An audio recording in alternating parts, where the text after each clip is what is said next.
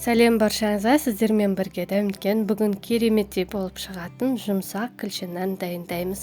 Келесі видео рецепті үй жағдайында қазанда пісетін тандыр нан рецептісін бөлісемін.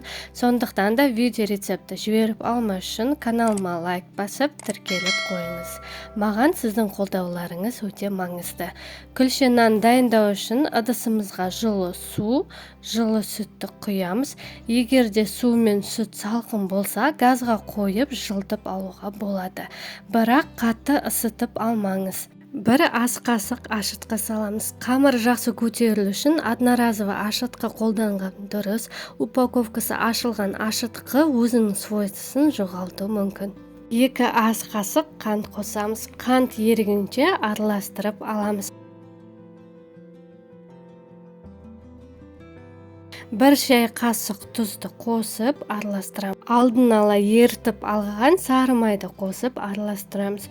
750-800 граммдай ұнды електен өткіземіз. Ұнды бірден салмай 2-3-ке бөліп саламыз. Ұнның тығыздығы әртүрлі болғандықтан шамамен плюс-минус 50 грамм ұн салынады. Соған да мән беріңіз. Әрі қарай қолмен орташа тығыздықта қамыр елейміз. Қамырмен оңай жұмыс жасау үшін 1 ас қасықтай күнбағыс маймен майлаймыз. Бетін салафанмен ауа өткізбейтіндей жауып, жылы жерге 2 сағатқа қоямыз. 2 сағат уақыт өтті, қамырымыз көтерілді. Енді күлші нандарымыз әдемі, көлемдері бірдей болған қаласаңыздар, таразының көмегімен 120 грамм қылып өлшеп аламыз. Қолымызбен дөңгелек формаға келтіреміз. Тағы да бір рет көрсетіп жіберейін.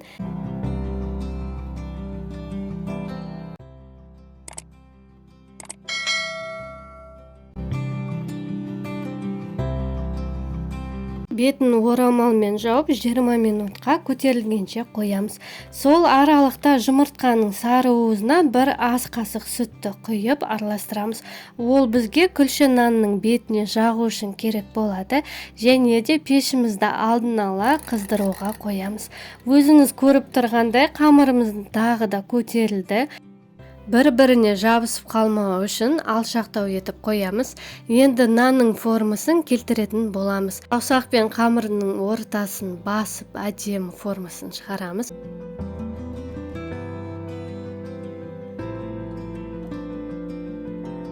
Содан соң нандарымыздың ортасы піскен уақытында көтеріліп кетпеу үшін ортасын вилкамен тесеміз. Жаңағы дайындап қойған сары уызды бетіне жағамыз. Сонда әдемі сап-сары болады. Әсемдік үшін кунжут немесе мак себеміз. Кунжут себу міндетті емес, ол өз қалауыңыз бойынша. Мен күлші нандарды 2-ке бөліп пісірдім. Алдын ала 180-190 градуста қызып тұрған пешке 25 минуттай пісіріп аламыз. Біздің күлші нандарымыз дайын, ас болсын. Комментарий бөлімінде өз пікірлеріңізді жаза кетіңіздер.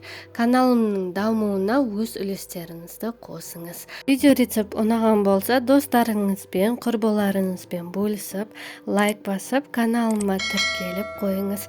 Сіздермен бірге болған дәметкен.